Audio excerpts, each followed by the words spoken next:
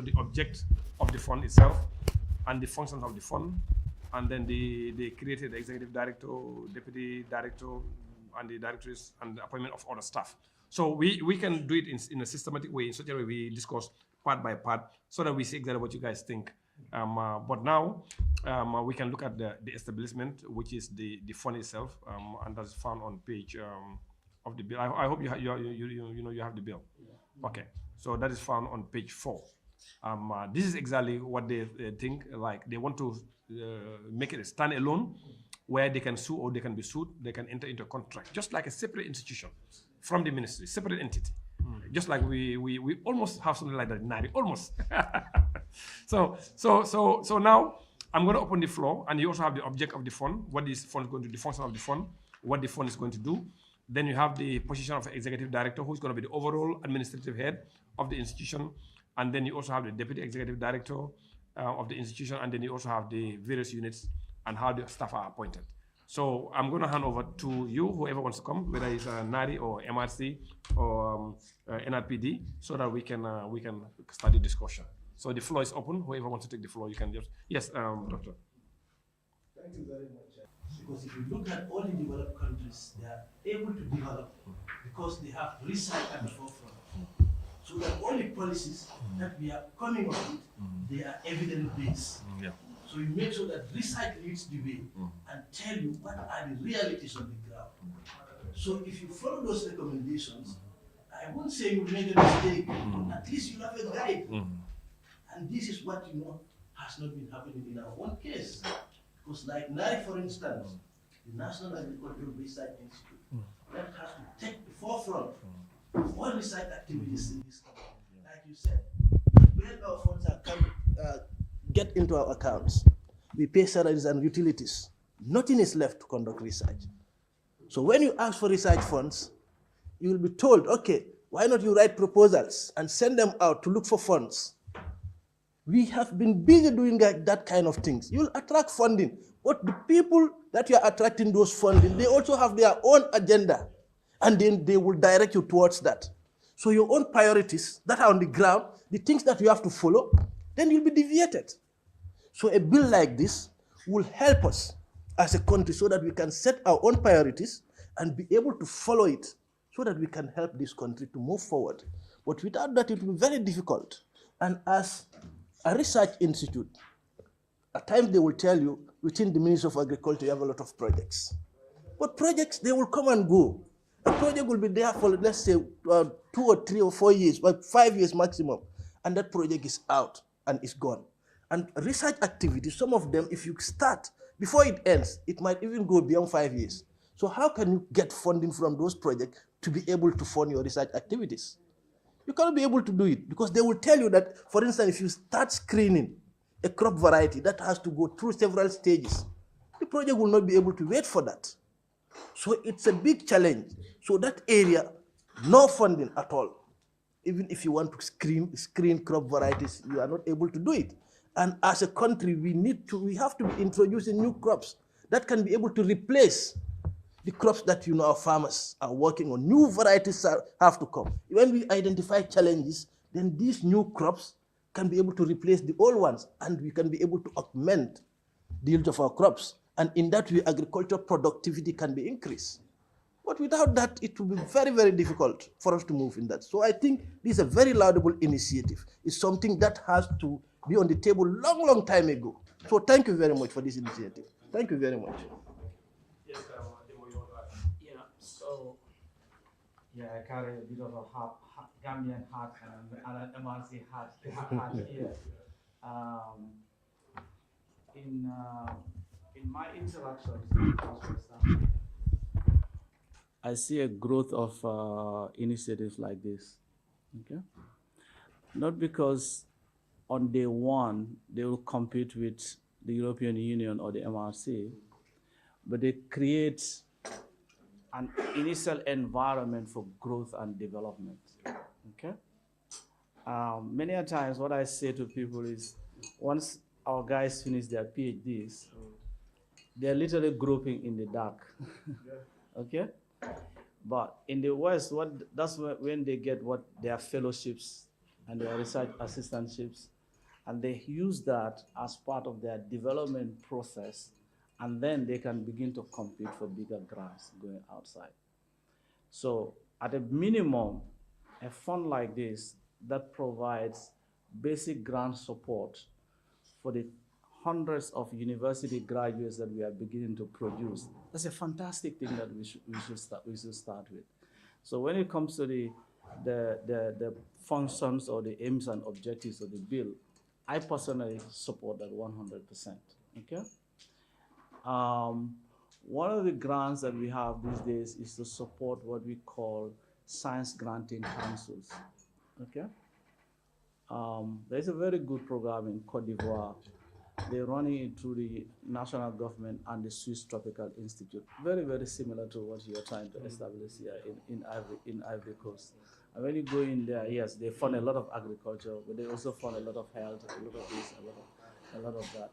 So I think, yeah, that's where I'll stop. You know, he said it's long overdue. I mean, but it's better late than never. The fact that you are starting is very good, and congratulations to all of you for that. But I want us to pick up on training and capacity building, because when I look at the first one on the functions of the fund, it says support all research, provide funds to support such other research and innovation at the ministry in consultation with the board. The thing with training and capacity research is that you can get all of the money to go to Nari, just like that. But if you take out capacity building as a specific aim and function, then naturally the fund will make sure that there is a pot of money that is allocated towards fellowships and postdoctoral training. That's a major, major challenge in the developing world. And is the seed.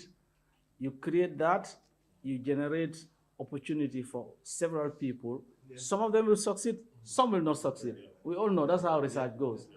But then, even if it is 1 and 10 and you get 1 succeeding, these benefits of that one will far outweigh whatever you are spending on the greater majority. Professor Tumani Kora has got a program called the Africa Research Excellence Fund. So when he looks at what are the challenges in the research ecosystem in Africa, his view was that when the people finish their PhDs, they don't have the opportunity for postdoctoral training, and that's where he decided to put a focus on.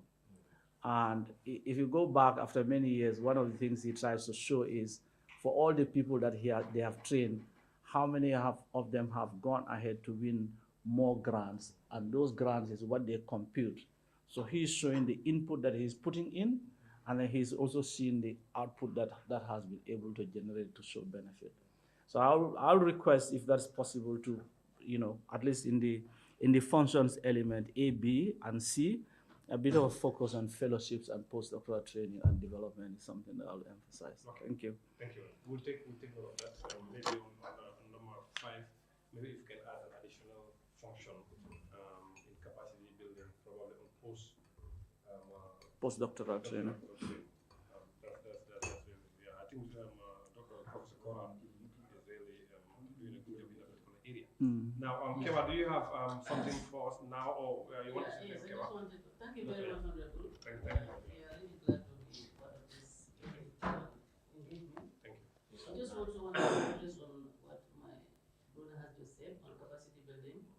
And then I would also like us not to limit it to PhDs or even BScs and masters. Currently, that's the issues we are having in Nari. We are fortunate to be provided with a very sophisticated equipment at the laboratory, because over the years we've been sending our soil samples to Senegal for analysis. Yeah. That way, we always start something good, and then along the line we'll miss, and then because initially Senegal used to send in their samples to Nari for analysis, and now it's the reverse. So we have the equipment, but unfortunately we don't have the human resource to operate the machine.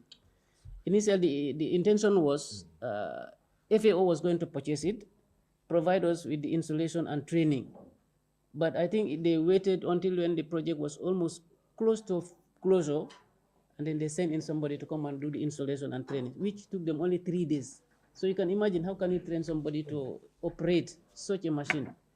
So I would just suggest that instead of limiting it to the higher levels, like the PhDs, we can also look at the BScs and the masters, because most of our technicians actually are masters and then BScs, so that they will also have the opportunity at least to be trained. And then for that machine, we've been sending out requests to get some people to come and help us train them. But up to now, we've sent requests to Africa Rise, we've sent requests to FAO Rome, but they just promised, even our neighbors here, Senegal, but the machine is just lying down there, and that can cut cost for us hugely, a lot of money. But all our students, when they come at the university, anywhere, when they come for their research works, those are gone internationally, they have to take their samples, plant and soil samples to Senegal. And that's very costly when we have the machine here already. Is it part of that project that we approved? No, that's not, it's not part of that. That one is the soil fertility mapping. It's different from that one. Is the machine properly kept? Yes, it is. It's still properly kept. It's still there. I think you need to consult also with the Committee on Agriculture, because I know we've approved a lot of money, millions, to the public service for training of people that are already working for the public service. If I remember correctly, I think it's going to be close to almost 1 million, if I remember correctly. And that's meant to capacitize our staff of the government that are already working. And perhaps this particular issue of these machines, I think it should be a priority, because for me it doesn't make sense. You purchase these machines, very expensive, and then now to operate them is an issue. Yeah. So it's kind of like putting the cart before the horse. But again, nothing, it's not late. But I think maybe you need to consult with the committee so that they can see how best or how quickly the PMO can step in to assist at least some of your people to be trained effectively so they can run these machines. So because again, if you look at it, you move from here to the Senegal to do testing. How many times are you going to do that? Honestly. And that's expensive. That's time consuming. But again, if you develop your own stuff, again, the reverse can also possible. With the issue, they can also come away, just like we were saying. So we can take that. I think, as you rightly said, we can engage the Agri Select Committee, but with the public service, it has been really very challenging for us. Yes. But what we have realized, when there are benefits, that's how we see it in Nari actually. Nari is exempted. They say we are subvented. Just like the salary increment, we are not part. But when there are other issues that we really need to, fuel, for example, there was an embargo on fuel increment. We were part. But when there are benefits, they say we are not part. But maybe if we engage the select committee, maybe they'll be able to work on that one and help us. Your work as an institution goes around that machine that you're talking about. Yeah, very well. It goes around that machine. Very well. Because with that one, like for all investors, when they come to the Gambia here, those who are investing in agriculture, the first thing they ask is, what is the soil suitability for a particular crop? So before you do that, you have to go and collect your soil samples, come and analyze, know what elements are in there and which ones are lacking. All crops have their different soil requirements. And is that different from the soil mapping? Yeah, it's different. It's different. The soil mapping one is trying to map the whole country. What is available and what is not available, which crops can grow in which region and in which district. You have a map of that one. So that you can, even if you put it on the internet or in the clouds, whoever is, wherever you are, before you come, if you want to invest, for example, on wheat, you just look at the profile and then see which area in the Gambia can I go to so for that one. It's a little bit different. Yes, Keba, you have anything? Yeah, I mean, this is long overdue. As a country, we should have focused more on research. In any project or any development we want to do, at least we go outside, make the research to know exactly where the problem lies, so that we can try at least make things. Because we, as an institution, we are very young. We are doing at least our quota, in terms of at least in the development area. We go outside, we do our surveys, we come out, we publish it. But with all the, talkings, we at least keep moving forward. So as a country, we definitely need to invest more in research, because almost all the projects that are ongoing in agriculture, sometimes you don't even see the end result. We definitely need to work on it. Yes, definitely we need. And again, side of the agriculture. Not only agriculture is, and you know, now we have some lot of issues with climate. So now we should be thinking about climate resistant crops. We should be thinking about high yield crops. We should be thinking about disease resistance, those kind of things. But those ones cannot come by accident. It doesn't come by accident. You must go in there, do the research, Exactly. and then do test over time, scientifically. And then you come and say, you know what, I think this particular variety, when you do that, you know, at least it will be resistant to long droughts and stuff like that. And again, I think now, particularly in this area, I think we have a lot of issues with you know, the rainwater and stuff like that, but we depend mostly on rainwater anyway. So if we have already, then we may going to have an issue. But what kind of crop can we use? And because it's always site I can actually give it. Just to buttress on that point, currently, like in Nari, we have about 5 PhDs specialized in climate change in different areas. So if funds are there, so we already have the human resource to deal with the climate in different aspects of agriculture. Now, if you look at the way the bill is structured, it seems they want to create a separate institution, not be headed by an executive director. And we've had other witnesses here. I don't want to influence the way you're going to think, but just the discussion we had for the past few days, this last week. Some are saying it's a good idea to have a separate institution. Some are equally saying also we are creating institutions stand alone and then start. In fact, one gave example as Nari, as an example. You make them stand alone, but you don't give them the funding that they need. So they said to start, why don't we have them at the ministry, where a particular directorate will oversee, but the board still remains the same. So instead of creating, but when you create a new institution, the rent is going to come, they'll be subvented, this, that, and that. So they're saying maybe perhaps at the beginning we leave it at the directorate at the level of the ministry, but the board remains the same as an independent institution. While some are saying no, let's leave it as an independent institution, so that they'll be independent from the ministry, even though the board may comprise of different policies and stuff. So I wanted to find out what you guys think about those two different thinking on those two lines. Where it's going to be located at? Independent, or we leave it under the ministry? Yes, I'm Dr. Jiba. Yes. So thank you. I think these two options they both have their pros and cons. Yeah. Because if you want to give its due, it will be good for it to stand alone, so that all the necessary dues can be given to a particular institution. But if it is under a particular institution, it means it has to get directives from that particular institution to get what's supposed to go into the particular entity. But if it stands alone, then it will be able to go in and ask for what, you know, specifically has to go to the institution. Less interference. Yeah, so that's the advantage it's going to have when it's, you know, it stands alone. So I think there is a lot of advantage having it stand alone.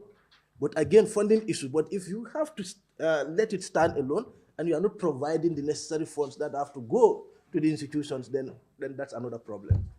Yeah, so one has to look into that to check whether, if at all it stands alone, the necessary fundings which, you know, the institution requires will be sent to that institute to make it functional.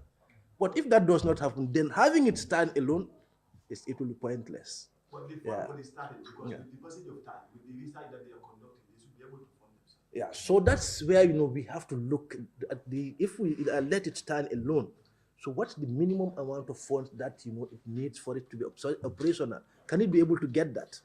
So if the answer to that question is yes, then we can move to let it stand alone. But if the answer to that question we are not sure, then it will be good for us to have it under a particular umbrella where, you know, it would start evolving. Then when it's moved into a particular stage, then we can. Then we win it off. Yes, we win it off. Yeah. They go close to maturity. Yes, then we win it off.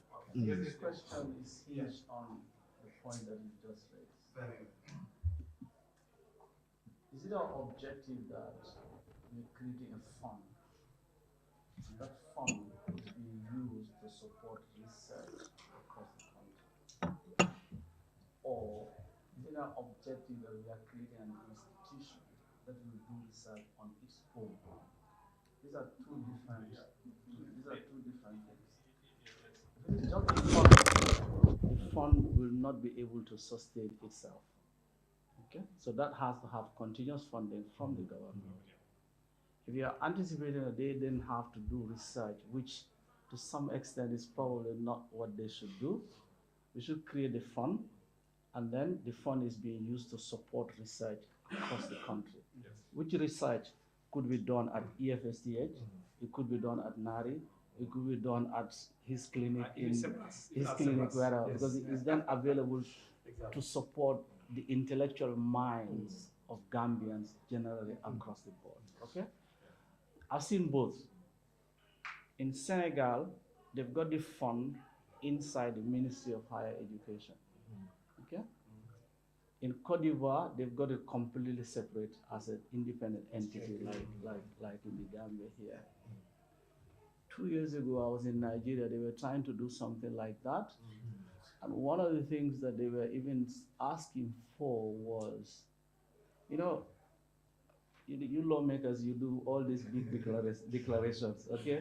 I don't know whether it's the Algiers declaration that asks for, I don't know what percentage of the GDP has to go towards research. So the Nigerians were very specific. Yeah. They came in to say X percentage of the national budget has to go to research. Has to go to research. Because then what they were saying, when I challenged them, they said, no, you don't understand this thing. Once it's an act of parliament, it's law. Anybody executing that can carry and say, I have the backing of the law. If it is a department, it's not law. Then they are weakened in the ability that they are able to do. So I think this is what we all need to just reflect on. Yeah. And I'll be more leaning towards the independent institution.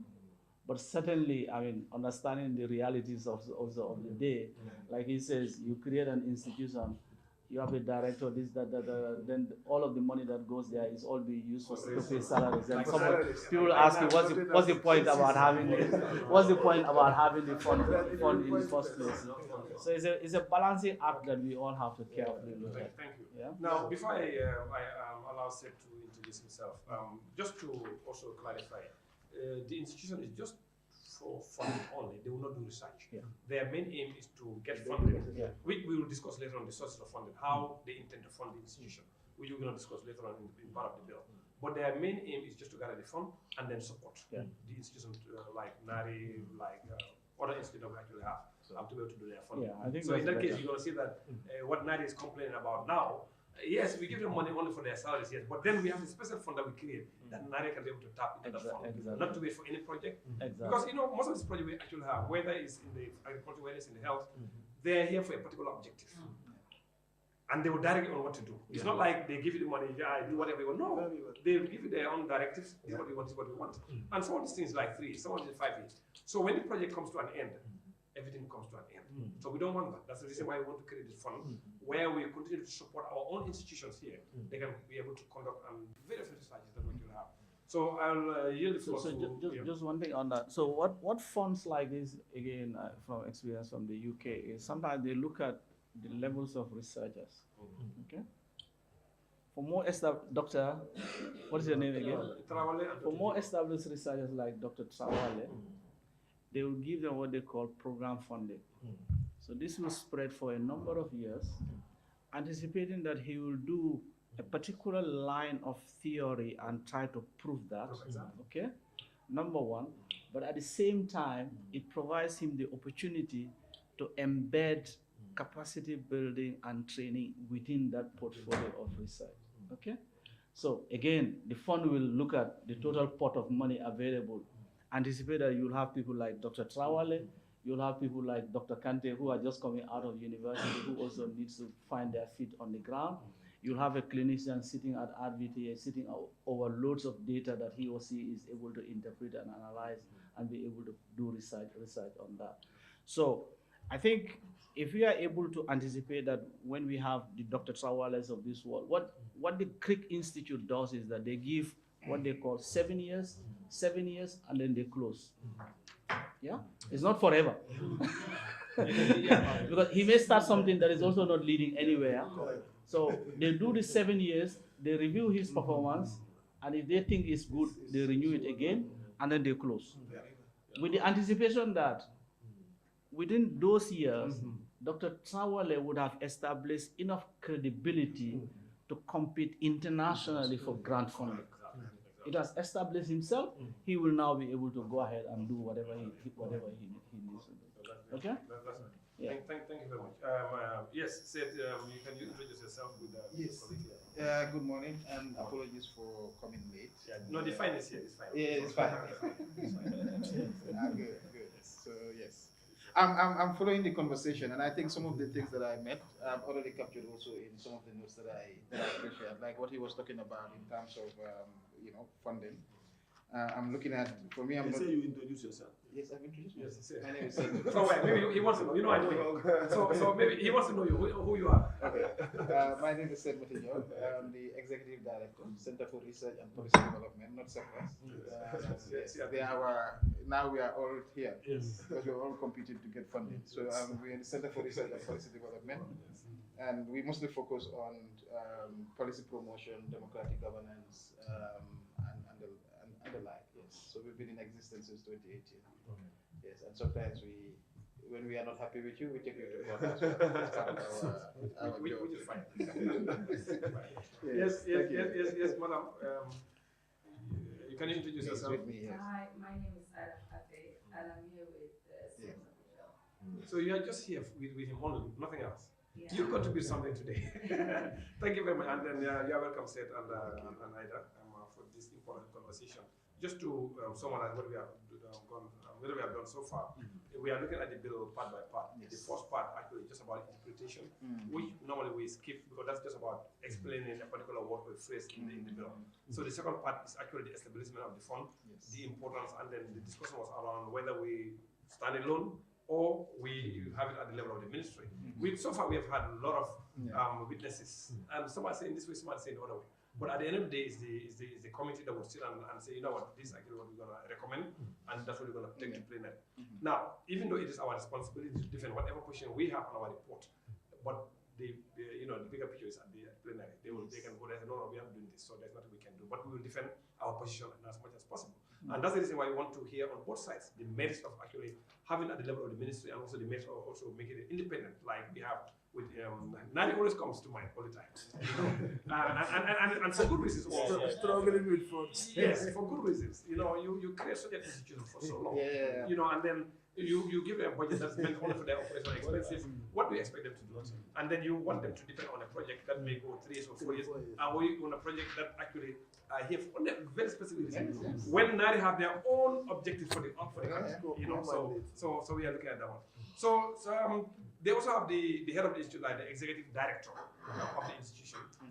Some have said maybe this particular person must not be any person. There must be some kind of qualification, some kind of criteria for this particular person in terms of education, in terms of experience, particularly this about finance, not necessarily research, because this one is just about the fund. How do we put this fund together? How do we share this fund to various institutions that are doing research on particular things? And now that the fact that the Minister of Finance is going more towards program-based budgeting, you're going to see that just like what Demo was saying, like you have a particular program, and then that's geared towards a particular research, and you're going to say that you can map that with the budget, and when you do your paper to ask for the way you want to do that. So also I would like to hear from you also about this particular person. That must not be any person. We are politicians. I will go and employ somebody, just like any person. But we don't want that. We say, what do you think about this particular head of the institute? That's the executive director. Whether it must be let the president appoint, it's fine, or the president must appoint based on criteria A, B, C, and D, which would actually help the president to be able to do that. Because if you leave it open, again, he can employ any person. But if we give him a guide, he say, you know what, Mr. President, based on the constitution, you can appoint the executive director, but this person must be somebody who has the knowledge of finance, knowledge of research, knowledge of A, B, just like that. So I would like to hear from you. What do you think about this particular person who's going to head the fund itself? What kind of caliber of person are we looking for? So that we can help guide the laws we're going to write. So that when it gets to the president, he's hiring somebody. Then said, okay, you know what? Parliament said I must look at A, B, C, D, and E. So what do you guys think? Yes. You know what I said, then we can. Yes. No, for me, I think the what is being provided there is enough, Is enough. like, at least with the also relevant academic or professional qualification.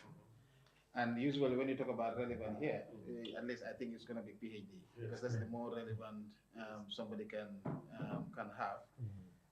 Academic or professional qualification. For me, those are the things that are very, very important. And the amount of years work experience. But you need somebody that has, here to say that you need somebody that have an experience of managing funds for research funds. Research funds is not just about the money. It's also about the innovation that comes with it. It's the ideas that also comes with it. You don't need only somebody that only knows money, but you only have a general, research outlook that wants to move the direction of the institution towards that. So for me, I think this is, I'm okay with this. Yeah. Thank you. Yes, yes, Dr. Jibo. I think what can be done, we can look for somebody that has the research background. But if you want to look for somebody who has both the research and finance background together at the same time, that might be difficult.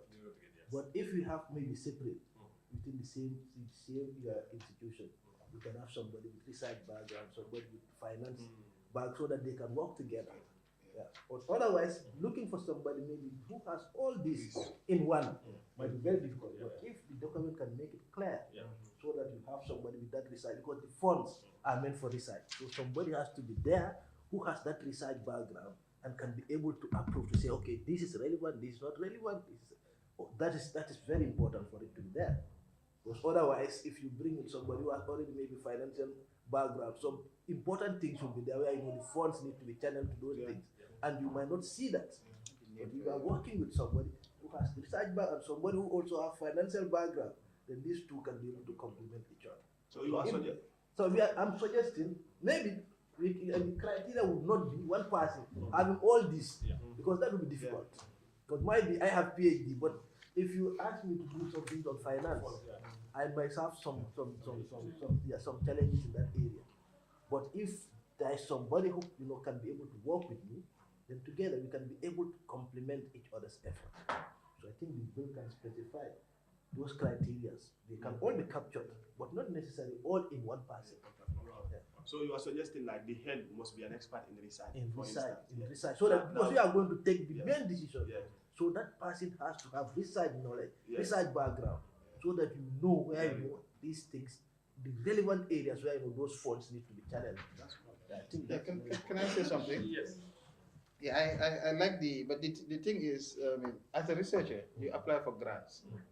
So I think as a researcher, the ability for you is depend also on the ability of you getting grants.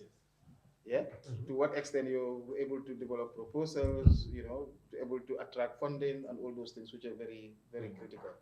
So for me, it means like as a researcher, you should also have an idea of money, not money just generally, because you'll have within the establishment, you'll have your own finance department, finance team, and all those different stuff.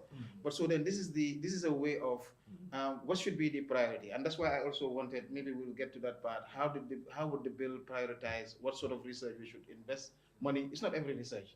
I don't want the money to get into every research because it's not enough. But for me, even Nari should not even be part of this. Nari should have their own monies. Because, they should have their own separate money. Like for how many years? That's why we are very bad in agriculture. Because an institution like Nari, they should have like own fund, but now we expect them to get the national fund. They go and compete. They go and compete again with us. So those are things that we need to separate. There are institutions where we need to look at it, but institutions that have already been established like Nari, those ones. Then what about MRC? Which MRC? MRC is medical research. It's NGO. These people are money people. They know how to get their money. I said, can I come?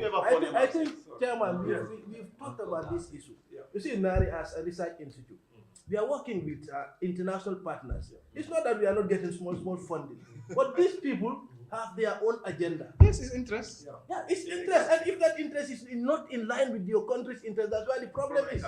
Yeah, that's where the problem is. And currently, we want to screen crop variety that can go to our farmers. If the person out there wants to provide you funding, what's not going to channel into that direction? Then as a country, will not move. Yes, exactly. Yeah, so that's where the problem is. So that's where we are not getting funding. That's fine. Yeah, And I that's think where we are not getting funding. yes, that's why we are saying maybe the programs that you develop that are meant specifically for the Gambia, Exactly. regardless of Yeah, whoever. those are the ones Exactly. whom you know you will not get any donor who will be willing to fund you to screen groundnut varieties for the Gambia. That's fine. So we'll take So in the recruitment of the executive director, will there be a job description developed? yes, normally that would happen. And then like a TR and they advertise. Just like when you look at on the Minister of Justice, like now they're advertising for various issues like to be specific, the anti-corruption to be specific, they give you criteria, the person must have whatever, and qualifications and stuff. So there will be criteria on that, based on what we have seen now. So, but you know, those criteria we cannot put in here, because of more of administration. So they will do it on the administrative side. And you know, but we just want to give the basics, the framework. Yeah, but the challenge as you have laid out for me now is that the executive director is being appointed by the president. Yes. And the challenge with that, like you have mentioned, is that it's an individual judgment. Yes. And wherever you have judgment, what the person decides is what goes. We are all facing Donald Trump as Donald Trump, as Donald Trump these days. I don't know whether, you know, a question that, if at least there is a recommendation from the board would have helped, because then at least at the board level, they would go through a recruitment process, and that will then go with a set of recommendations to the president. Because, you know, the thing with these things about academic and professional qualification is that sometimes the devil is in the detail, okay? You can have somebody who has a very good PhD but has got very little program management experience. You know, if you go to the Gates Foundation nowadays, they are beginning, you know, they started with PhD, now they are having master's degree holders managing their program portfolios, because they've come to realize that over the years, especially the fact that you said academic professional experience as well, people over the years would have gone significant programmatic experience in such a way, even if they have just a master's degree, they will be able to manage program a lot better than what a PhD person is able to do. So I don't know if the process will help us to be able to put alternatives on the table of the president in such a way they are of quality. Because if not, I think be a bill. If you want to be too specific, you narrow your options. If you want to be too broad, also you open yourself to potentials that you end up with the wrong person, in the job. But there's a consultation. Yes. There's a consultation with the board. Maybe you can look at Where is that? after consultation with the board. After a consultation with the board. Okay. At least if So the board can recommend. Yes. if there is a recommendation from the board, maybe that's that. Yeah, because in fact, this actually originates from the Constitution. If I remember, like maybe 675 or so. Is the president prerogative to appoint this kind of people? Yeah. That's what we have. So we cannot, you know. So that's why we want to put criteria. Because when you go to the Constitution, it's going to be very specific. Appoint is referred to appoint in consultation with the Public Service Commission. It stops. Now, what we want, that's why we want to bring some kind of criteria to help you. Even the Constitution says you are the one that will be able to appoint, but Parliament says now yes, but this person must have A, B, C, D, and D. So, but in any case here, he's going to do it in consultation with the Public Service Commission, which is fine, and also the board. So we need the board will be created first, and then they will help for him to do it. Okay. Some other, in fact, suggestions also came that, the Parliament needs to confirm this particular person. I'm not sure whether the Parliament is really confirmed this particular head of the institution. I'm not sure about that, but then some people say they need to confirm. So once we put the criteria, I'm not too sure that will be really very necessary. When Parliament is also saying this particular person must be Gambian, this particular person must have 10 years experience, must have some level of qualification, whatever. For me, once you put those things there, I don't think you have to come back to Parliament to do what, you know. So anyway, but those are just suggestions we have. If you give them 100 million in a year, yes, yeah, maybe 4 is too big. Exactly. But also the other point is how do we reduce also the bureaucratic research also doesn't require too much bureaucracy. In what way? So I mean the parliament coming back to Yes. parliament. Yeah, I think that Yeah. that will increase the Yeah, that will bureaucracy. increase I think that will because increase the now, for bureaucracy. example, this one we are advertising for the eight. Anti-corruption. Yeah. So when they come up for and then we are not in session all the time. Like in other countries like this, open for like 6-7 months. Here we are in session for like 5 weeks, 6 weeks, and we close, and then come back. Even when you come in, we cannot confirm. Yeah. So that may take another time, 6 yes, months or yes. more to do that. So get I think for me, once you put the criteria, I think we're fine. Yes, Should sure. be fine. Actually, to me, if you think, what I wanted to say, but since you said by law is mandated to appoint, Yeah. I was going to say he can nominate, you can appoint together with the board. Because if it's not, to me, the length of time it takes for the parliament to approve it, to me, it doesn't matter. What matters to me is getting the right person. Yes. So even if it has to come here 2-3 times, but if we are sure that once it comes here, we get the best person that we can, all of us. To me, You are right, you think like me, but then it makes no difference. The president have the majority of the members in party. So it's automatic that whatever he does, that's what. That's what is going to happen. This Yeah, year, it's not- yeah. That's exactly what is happening. So you know, whether you have major or not, but things can change. It's not always the same. But even like it mentioned, these are constitutional mandates. You and I cannot do anything about it. Except we go back to the constitution and change. You can. Let's go and change the constitution. No, it's fine. Let's move on. And now we go to the number 10, which is page 6. The board itself. Who are these people? You have the chairperson. You have the PS responsible for higher education. You also have the permanent secretary responsible for finance. You have the PS for the Ministry of Health. You also have the Solicitor General. You have the PS responsible for agriculture. You have the PS responsible for climate change and the environment. You also have PS youth and sport. You have the PS of trade and one representative from the private sector and the executive director. You have 90% of all PS. This is government. What do you think? Exactly. Yeah, Says it is government. Let me. I wrote something here. Yes, You tell know, us. What is for it? me- Be nice to them. No, I'm always nice.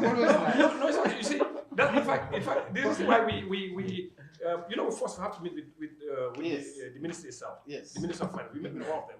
Now we are looking outside. Let's see what the outsiders are thinking. Because Nari, I consider them as one of us. Yeah, So, but yeah. now that's why we are coming outside. Tell us what you think about this. No, for me, I look at it. I think the board is currently predominantly composed of government officials. Yes. And I think that's also the. I mean, if we want independence, we cannot have government controlling almost every the board decision. You know, how independent is this fund gonna be? And I think the fear that I have with all these permanent secretaries, the government is already competition over everything else. They will be there also competing over which funds should go where and all that. To agriculture to health. Agriculture to health. Yeah. It creates a lot of. I mean, we cannot do without them. But I think it's also important that, for me, I feel that it's limited diversity, and it's sufficient engagement and from innovation stakeholders. Only one private sector. There are research institutions that are here, but of course we have to depend on the fund. If we are to depend on the fund, then we need to rethink about how do we reduce the number of ministries that are there and maybe bring in civil society, academia, other people that are also part of instead of having everything, ministry. Otherwise, it will be like every other institution where ministries are the, supervisory institution. So for me, that's how I see it. So amend section 2 to ensure that the inclusion of representation from civil society, academia, and the private sector. The private sector is there, which is limited. And I also say that the board shall consist of representatives from government ministries, civil society, private sector, and academia, with at least 30% of members from non-governmental organizations and institutions with expertise in research and innovation. Okay. Now, there's this question that came when we were doing all these witnesses. Somebody mentioned about the need to include some research institutions in the country already. Yeah. But then somebody said, wouldn't that create another issue, like you are a referee and also by a player? Because this research institution in the country can also benefit from this fund. Now, if you have the representative on the board, wouldn't that actually create some issues? Well, I don't know if you. So that's why we need to think about the fund and how it's. And I heard he was talking about individuals. Like in UK, for instance, I do participate in some of these grants where individual academics they come through call for applications. Yeah. So through call for applications, people apply, and when they apply, they have like sometimes outside even the board, Yeah. decision making is being given to a different technical committee to evaluate the technical proposals. The research fund is not just about the money. To evaluate the technical proposals, to see that and compete. Some we win, some we lose. But that's what has to be there. Even if you were to be part of the decision making is about the oversight of the board. Yeah. But for the decisions about what to grant and what not to grant, this should be for me. I believe the board should have technical or qualified people that evaluate those things, and they establish that. The fund can establish those ad hoc. If they have a call for application, for instance, on health and all that, they can put together a team from MRC, from public health, from everybody to go through the selection process and then identify the ones that should win that fund. Oh, okay. But the board is an oversight mechanism.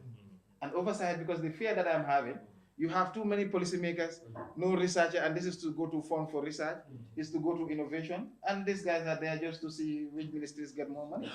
So for you, the board needs to be more diluted to include more people from outside. Yeah, at least 30%. At least To be 30%, yes, okay, but yeah. everything. Now within- you know 30% maybe if you can put it in perspective, for example, because here is saying 1% from the private sector. Who from the private sector? Who are you So talking private sector already they are established. They have the Gambia Chamber of Commerce. Yes. If you talk about civil society, it's also organized. We have Tango. So these are where you can even tap. Academia, of course, academia is not organized. Yeah. So you have the UTG, you have all these different universities that are coming up. But that's also it could be rotational, but it's not permanent. Yes, you are right. And in fact, in the conversation actually, it led to the proposed creation of an institution of association of all the Tertiary institutions. exactly. Yeah. In fact, it has led to that. In fact, they've agreed that there is a need for them to create it. So you're going to say that if that is created, then what you are saying is very Yeah, possible. it can fit. Then we can pick It one can or two fit. from them exactly. Yeah. But also, there is also this aspect, from the academic side. Academic for me at the higher institution, we have like the Gambia Teachers Union, Yeah. but and this one is about at the higher level. High level, yeah. So there, even you only have UTG Staff Association, you have GTTI now Staff Association, Yeah. but all these associations could come together Okay. and then establish one national union, Yeah. a national union. That also could be a good opportunity to. There are always ways to attack people. But like it has to be diluted from government, otherwise it becomes a government fund and it will not benefit the people. Okay. Yeah. Thank you. I think for me, yeah, I want to be nice. I want to have the government people. I think you can have as many government as possible, but we are trying to establish a national fund, and the national elements have to also appear there. Civil society needs to appear, research needs to appear at the board level. But what I tend to struggle with sometimes is, especially when you make board representation institutional, sometimes it tends to attract the quality that you're looking for. Sometimes you tend to struggle with it. Yeah. Okay. What stops us appointing Professor Tumani Kora into this board?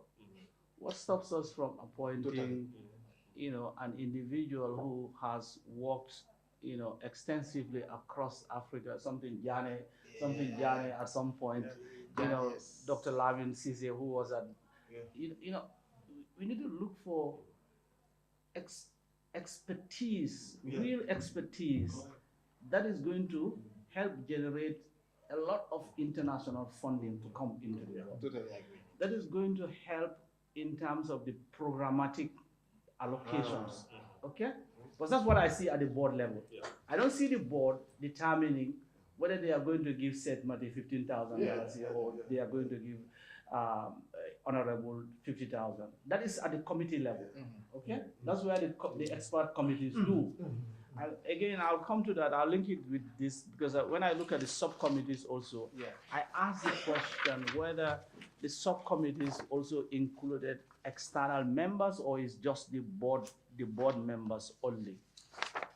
It says board committees. It says the council may establish such committees to assist it in performing any of the functions. The delegation of the board of its functions shall not prevent the board from exercising those functions. So I was looking at the composition here. Is it just board members or is board members and not board they members. can then co-opt other members into that. Yes, in fact, in other acts of parliament, we are very specific. Like they can actually include non-board members that have real expertise in a particular area.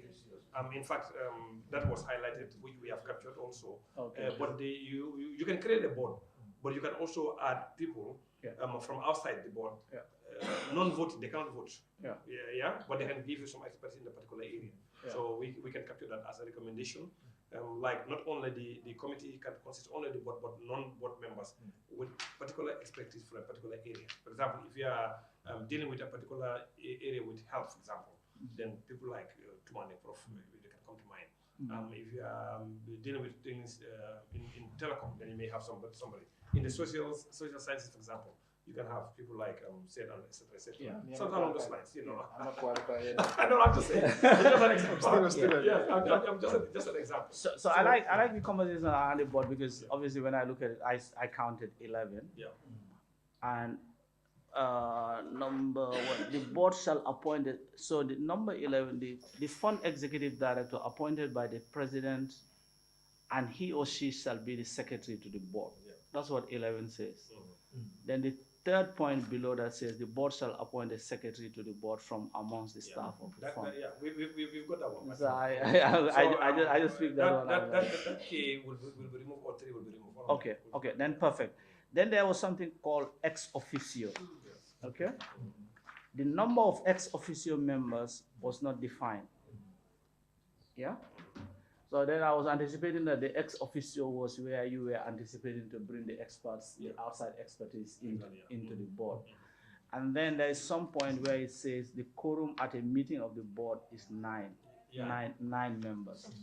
So then I was gonna ask, what is the maximum number? What is the maximum number? Is it just a simple majority sitting or all of that? So I thought we raised all of this, but around the governance, you need to just reflect on it a little bit more so that you are able to tighten all of that. Sure. All of that So normally the quorum, we don't put numbers because of, for example, David just made a recommendation of this 11. Yeah. So they say quorum 9.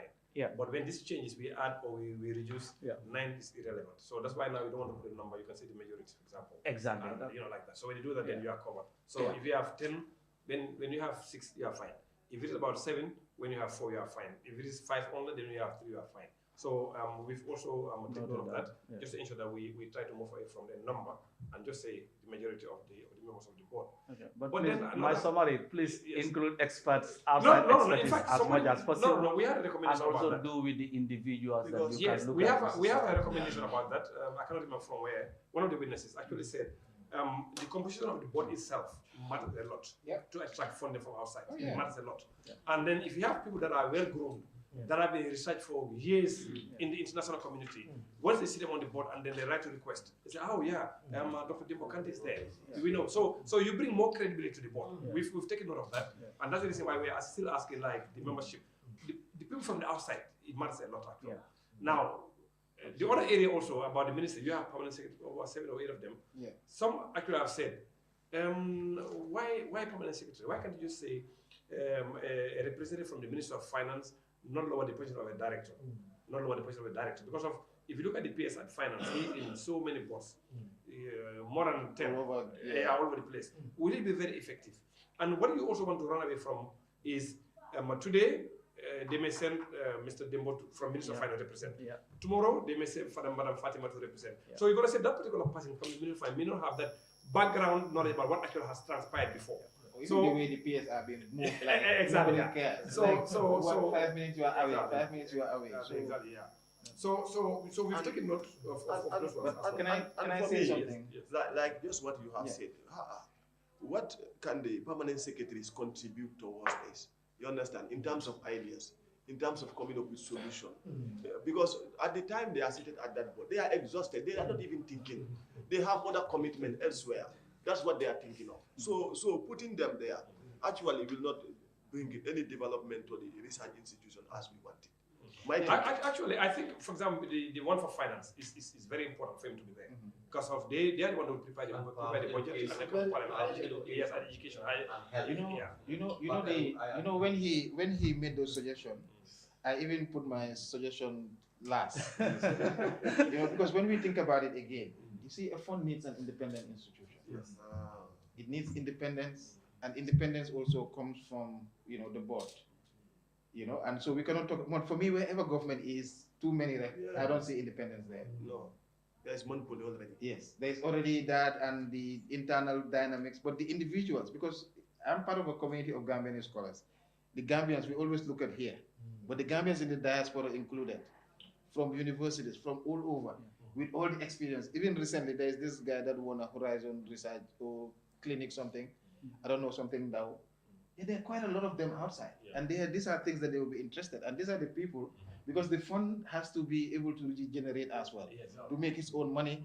And here locally, people, where do we get money? We can go to Africell or somebody else, but you need people that can be able to bring outside money, and that is very important.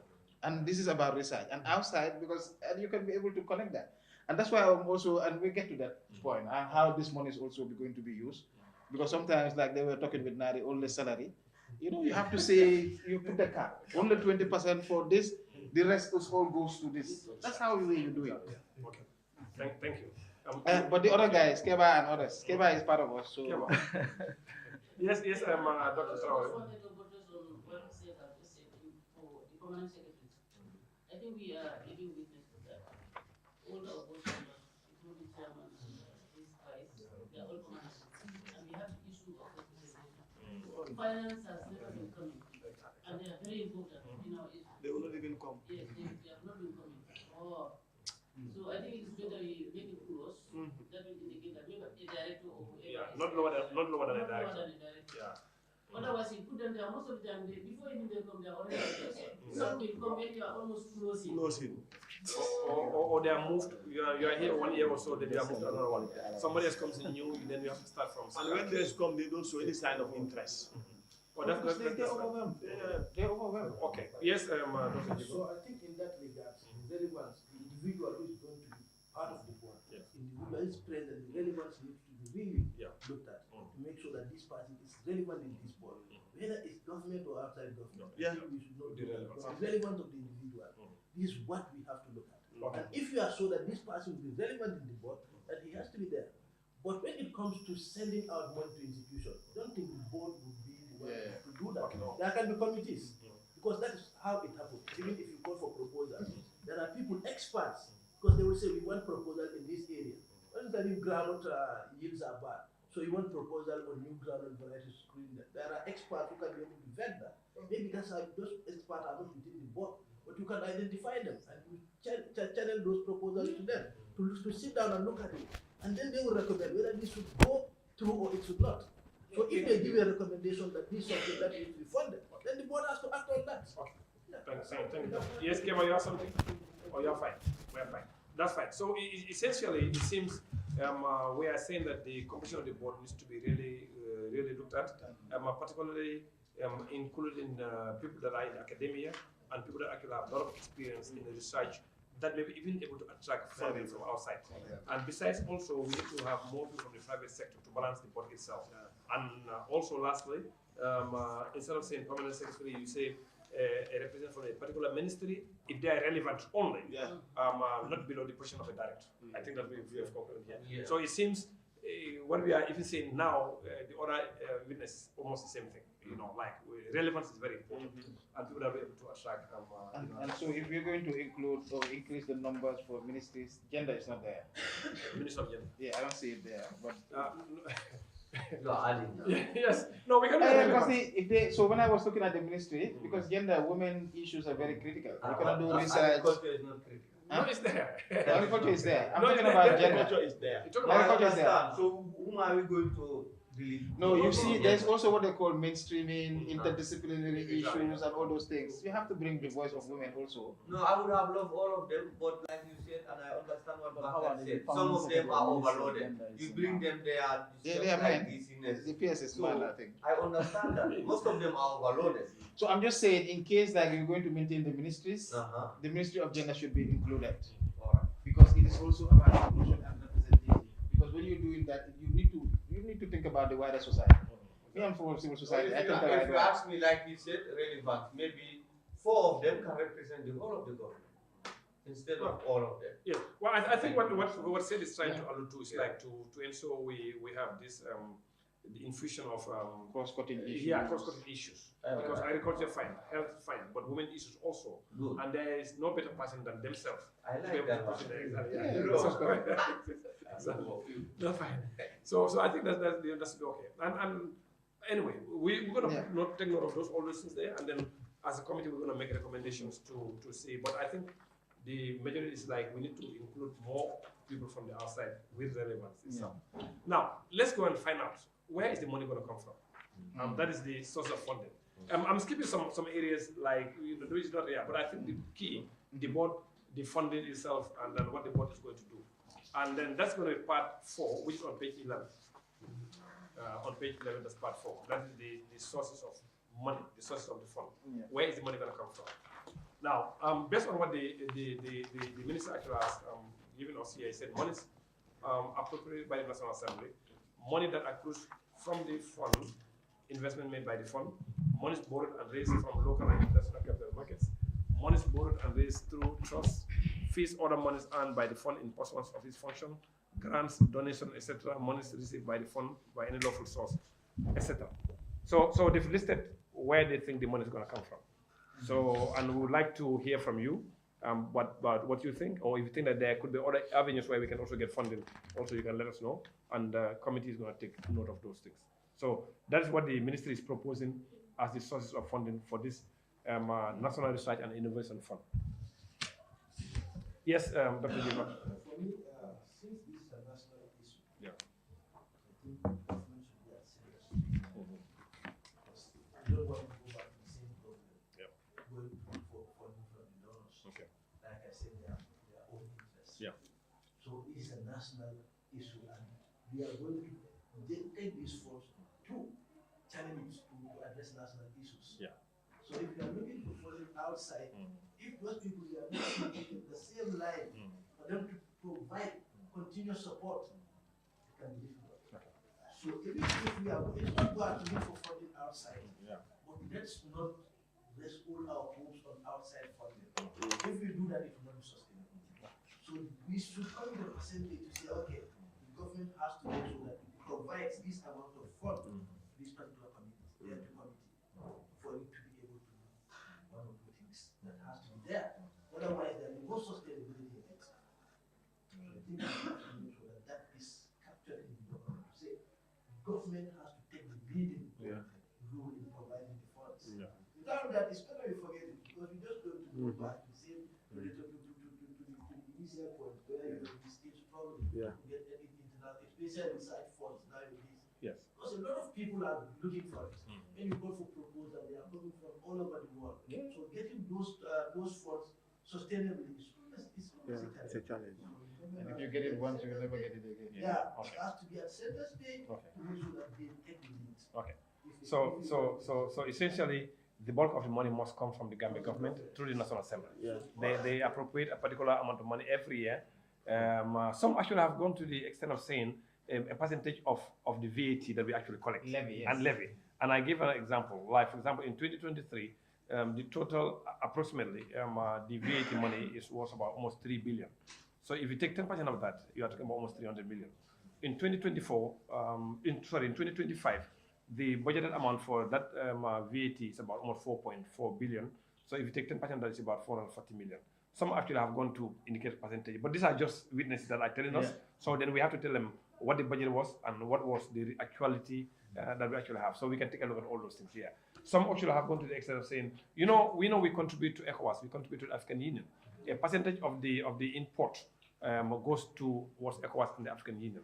And then I know at this stage, until November, the Gambia doesn't owe ECOWAS or the African Union because of the levy that they put, which is collected separate, doesn't go to the Country Revenue Fund.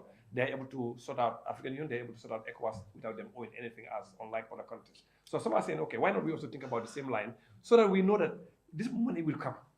Because if we argue that this money is going to, because of the money for ECOWAS and the AU, you see what's happening. They get their money because of this money is put separate. If you're an importer, when you go to pay your at GRA, you see the percentage levy, ECOWAS levy, and all that kind of stuff. You see those levies.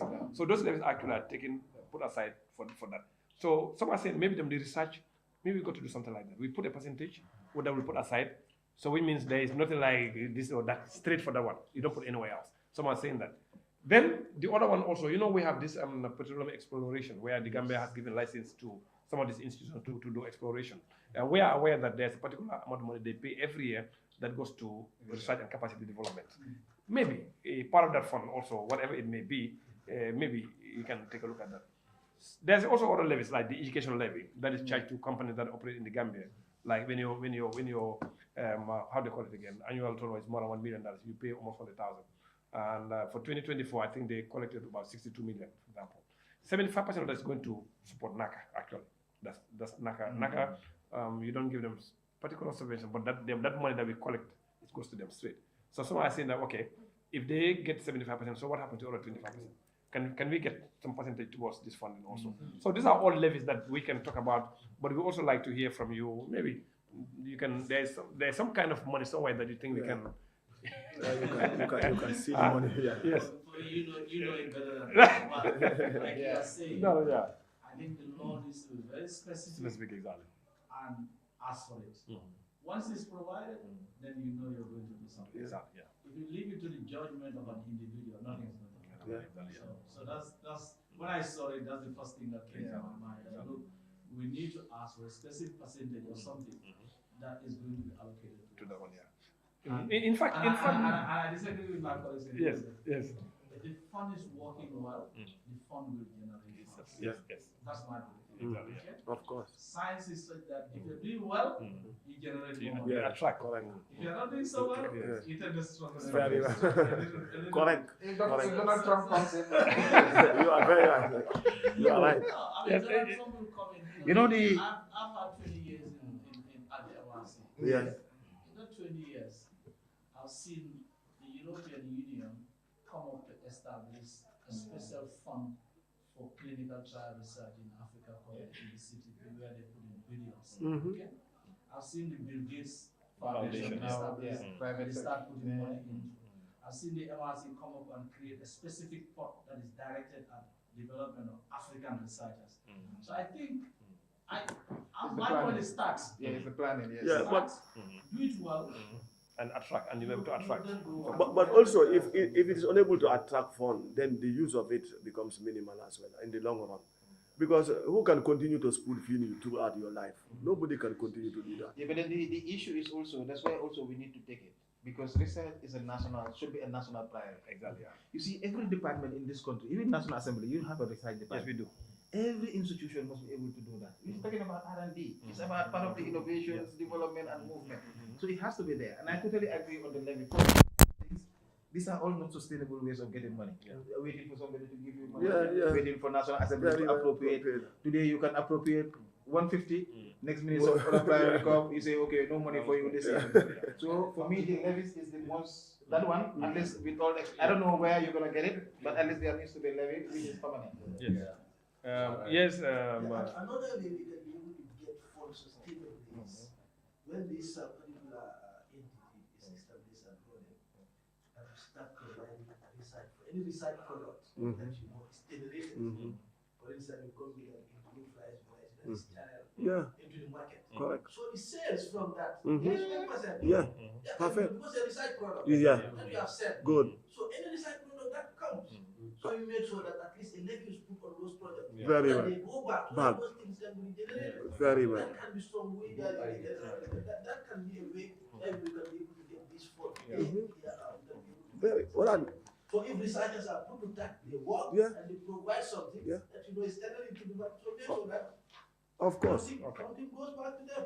Yes. That they can continue to do work that Perfect. they started. Thank you, Doctor. And also, in fact, somebody also mentioned the issue of alcohol, tobacco, and alcohol. They're saying maybe there's a levy that we put on them. So someone is saying that maybe we need to look at that one as well. You know, there's some tobacco levy. There's just to Gamodi, exactly, yeah. So they're saying maybe perhaps you can look at those ones as well. And again, when you look at the consumption, it's on the rise. You look at tobacco also. Even though you are doing as much as no matter whatever you tax, you will still buy it. Yeah. So some are also looking at those things. But for me, I think whatever it is, it must be something that is actually sustainable, but it's also predictable. It must not be just any fund. It must be a fund that's predictable, like we have with ECOWAS, like we have with the AU. They are important, fine, but this What one, about Commonwealth? no, these are certain things paid by different, like national pays, In fact, and what other people pay is different. Yeah. So I think we will take note of that. But above all, it's like we must have a fund that's very, very predictable. It must not be left in the hands of somebody. Today you may get 20 million, next minute, no, we don't have money, so that kind of stuff. So it must be a very predictable fund. And to do that, levies could be the surest way to do that. Yeah, we'll take note of that one. And what else also? Now, said you were talking about the how the fund is utilized or something like that. funding mechanism. Yeah, if you look at page 12, it's talking about the expenses of the fund. Yes. The fund may be used in research and development, innovation activities, entrepreneurs activities, support for startups, and venture creation investment. I don't know. That's exactly what they think the fund must be used for. That's on page 12. Yeah. So for me, what I was suggesting maybe is to say that the fund shall establish a funding framework that includes competitive, matching, and strategic grants. Okay. Reviewed annually to align with national development goals. Because if you also, we have NDPs, but there's the broader SDGs. How do we start? Because we are setting up, and this is the way the world is going. So it's also important that we look at that. But then the funding. So here, I think it should just be a funding framework in terms of the money should be used for all these things. Research, anything is research. So, but how do you access this? So that's why I said one, it introduces a diversified funding framework that includes competitiveness, matching, and strategic grants to address the needs of various stakeholders. Like Nari require maybe strategic grants. Somebody else also requires strategic grants. So those ones, they can compete and apply. And also prioritize funding for key sectors such as agriculture, renewable energy, health, and ICT. For me, I feel this is the future. The social sciences and all those things, yes, I'm there. It's important, but usually there is more funding available for us, and there are things that we can do. But the hands-on way needs to change. Farm implements. You are talking about rice varieties. What farm implements are people using? Can we change and modify and bring in easy tractors, locally manufactured? Those are the kind of things that I want us to, these funds to be used for, and not just me coming and talking and doing surveys and all that stuff. For me, I think that's it. So, but then the diversified funding mechanism will maximize the effectiveness of the fund by ensuring that different stakeholders receive appropriate support while aligning investment with strategic national goals, because it has to be that strategic. Sure.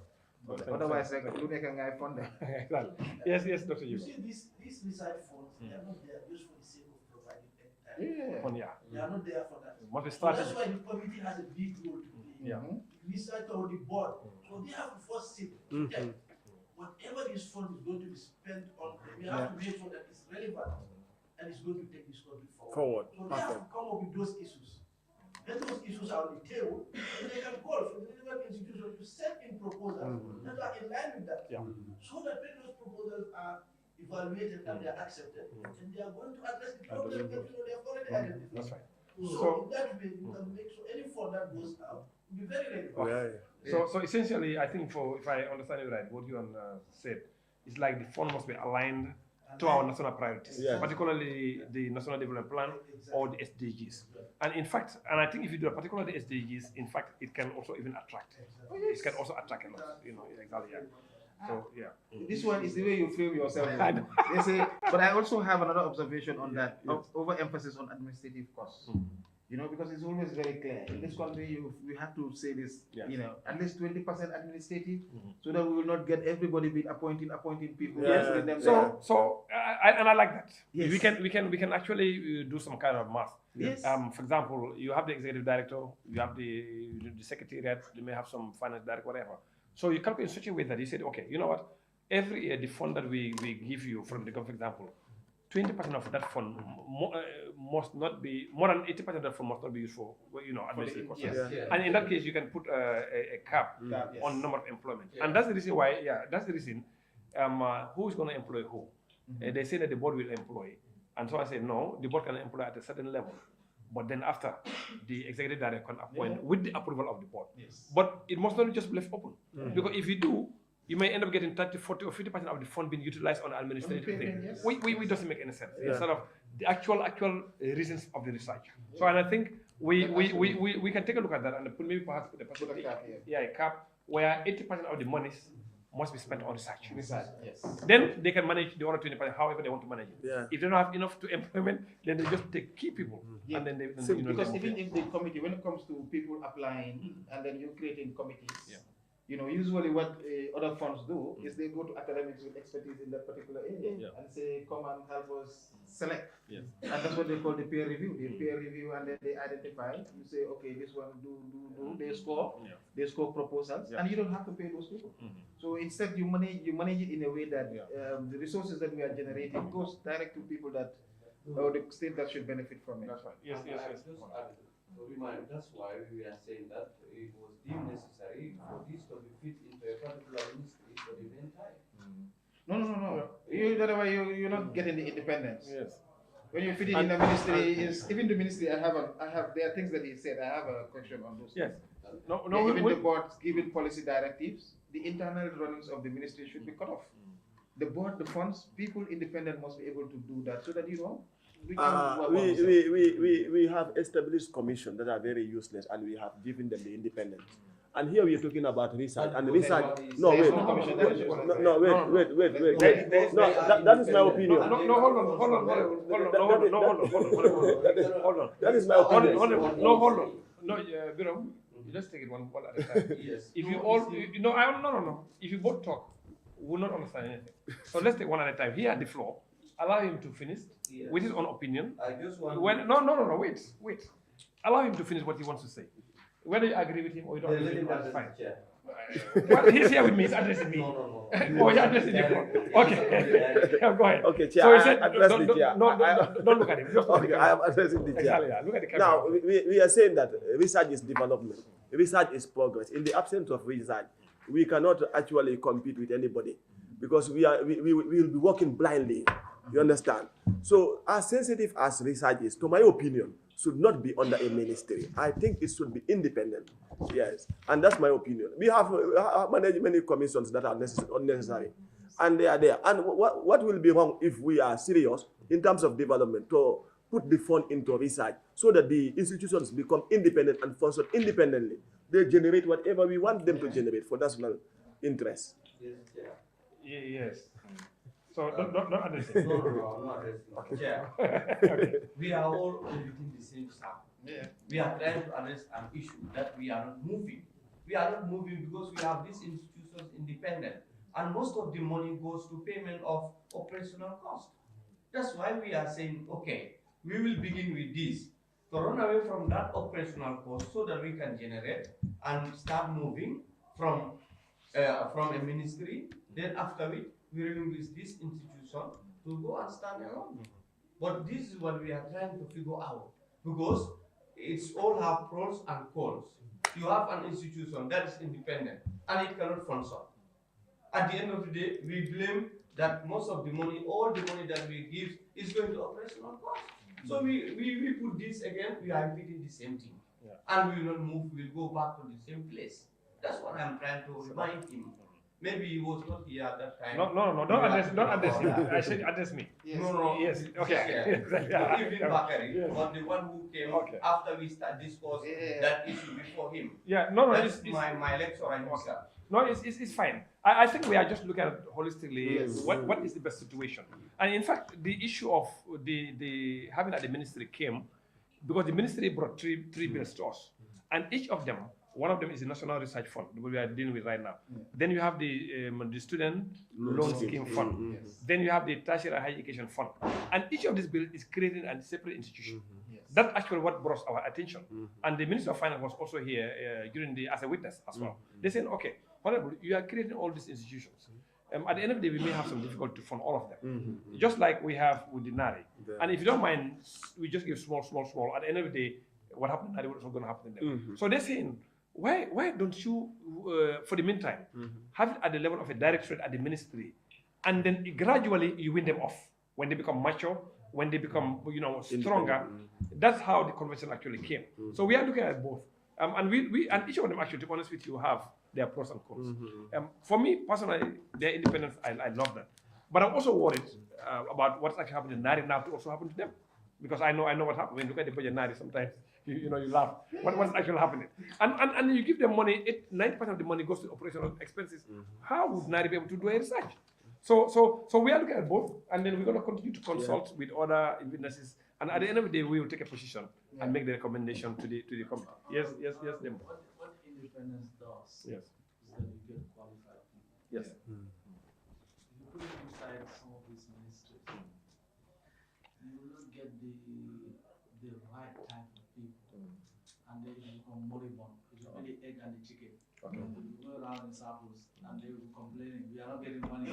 It's because the simple things that they need to do, nobody can tell them. They have to do that themselves. So this is why I think, for me, well, all those funds that you're talking about, yes, it's important that we try to think about sustainability and all of that, and maybe we might think so. But this particular fund is important that it stands on its own as an independent entity. Yeah. You give it the resources that it should have, it will generate. That's my belief. And can I add something? Sure. You know, we need to also understand the national Nagara, how the country itself is evolving. You have universities, you have UTG. UTG, basically now, most of the people in government are from UTG. But in addition to that, we are also establishing extra universities. Yes, I understand the fund for higher education is a collaborative fund, maybe perhaps for all those different institutions. But then for this research fund, you're not only targeting people that are within government and all those different stuff, but you're also targeting people, like anybody else outside that can apply and has the qualification. And so you require those things. Even on the Ministry of Higher Education, they have a directorate. Don't they have a directorate of research and innovation or something else? They do. Yeah, so when you have similar things now, there could be, like, who's going to do what? This one will be focused on the fund and this other ones will focus on that. And the policy. You see, the country is growing. It's better that we start putting in infrastructures that will grow with this situation, rather than we saying piece by meal. Otherwise, the time we outgrow, the country will outgrow all these different things, and we will be late to attract them, and we will be behind. And the other advantage that this country has is that we are the only English-speaking country around. How much you see, MRC is doing well, because also that is one of the advantages. Yes. No, he's not denying that. It's okay. Yeah, that's what I'm saying. So, but I'm saying also, these are lessons that we can also use, that we are geopolitically and strategic located. And there are so many things that people want to research about in this world, and it has to be done that. But under the ministry will run it, people will come from PMO. You will get it a mess. This will be a mess. Okay. It will be a mess. That's fine. So I interact with the Ministry of Higher Education. This is always very tricky for us. I call us micro players and the macro players. We always want to go with respect and say yes, sir. Once you sniff, we catch you. You know, I had this conference here called West Africa Research and Innovation Management, and the guys at the ministry were coming to us to support them to come to the conference. And this is the people at the level.